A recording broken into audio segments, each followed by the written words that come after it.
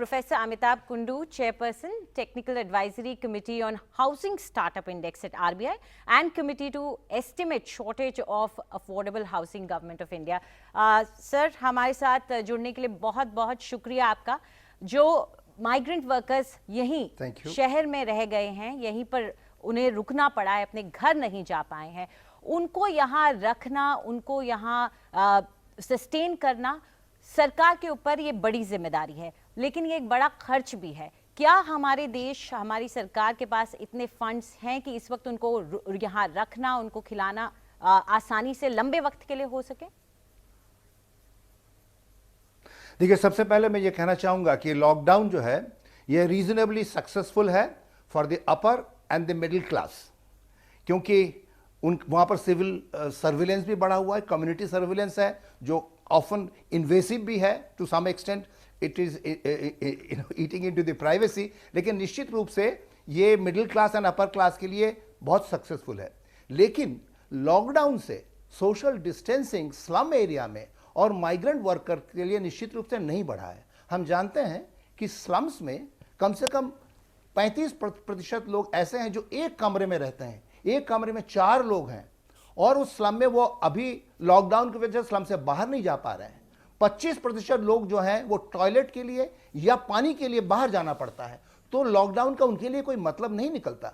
और जो जहाँ तक माइग्रेंट वर्कर का सवाल है, स्पेसिफिकली आपने पूछा, उसके फिगर्स अभी हमने एस्टिमेट किया है, कम से कम 70-75 मिलियन माइग्रेंट वर्कर्स में से अगर वो वर्कर को देखें जो अनऑर्गेनाइज्ड इनफॉर्मल सेक्टर में है, जो कैजुअल एम्प्लॉयमेंट में है, या जो सेल्फ एम्प्लॉयमेंट में है, जो रेडी में बेच रहा है, उनकी हालत मैं समझता हूं कि 20 मिलियन वर्कर्स ऐसे हैं जो खतरे में हैं. उनकी नौकरियां या तो चली गई हैं या जाने वाली हैं, और large number of them they would like to go back to their states, and I think we have not handled that properly. We have allowed them to walk or travel by means which are very very unhygienic. मुझे ये लग रहा है कि ये lockdown के period के बाद में हम आइडेंटिफाई करना चाहें कि जो वल्नरेबल हॉटस्पॉट क्या है. मुझे लगता है स्लम्स एक हॉटस्पॉट होंगे और रिमोट विलेजेस में कुछ ऐसे निकल के आएंगे जो हॉटस्पॉट होंगे जिसको हैंडल करना हमारे लिए मुश्किल होगा. मुझे लगता है हमारा ध्यान जो है अब इन unorganised sector and migrant worker पर हमें देना बहुत जरूरी है. I think that's a very good point, Professor Kundu. In fact, migrant workers are like another India. I mean, they are existent, but they are hardly recognized. We find that 20 million people in this country don't have the right to vote. Most of them are migrant workers, and they just lose out on the fundamental right, and that's just an indicator of how marginalized these people are. So what can be done to bring them more under the social welfare of this country?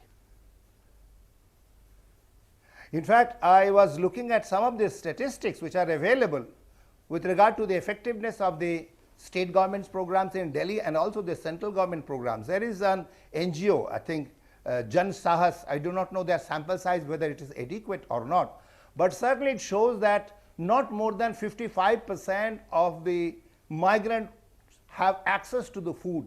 And of course the food is not the only thing, as Ravi was just now mentioning.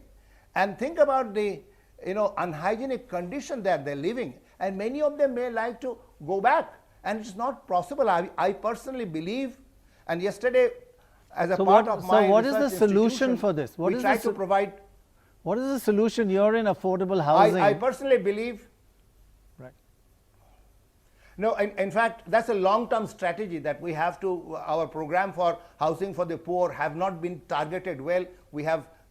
We thought that we will really go to the economically weaker sections and the poor, but we have somehow Prime Minister's Awas Yojana picked up the middle class and tried to really see that the program becomes successful, missing their target. But I think the first concern should be that when they are going back to the rural areas, they are kept there in some kind of different categories of units. I am chairman of an NGO, and we have suggested that they should talk to the village panchayats and try to see all those who are arriving.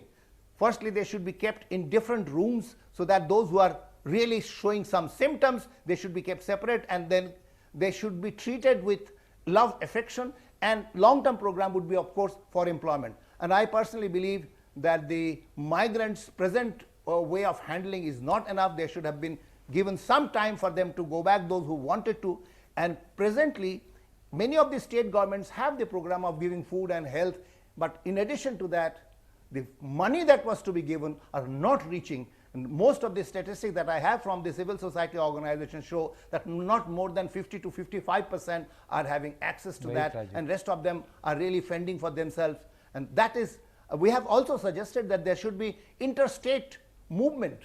They should start in a sanitized, safe manner. The train compartments can take them in, not accommodating more than 15, 20 people in a compartment. Similarly, within the cities also, the movement of the unorganized worker, they are cycling, they are walking to the places of mandis and for the essential services. The unorganized sector is playing a critical role even for the essential services. But within the city transport has to be facilitated. I think the metros and the public buses have to operate with safety provisions. The autos wallahs can be also given some kind of a permit, because a complete lockdown for the poorer sections really means less of social distancing, more of social proximity, and certainly they are fending for themselves. They might point. become the Very, real very- hotspot for the next stage.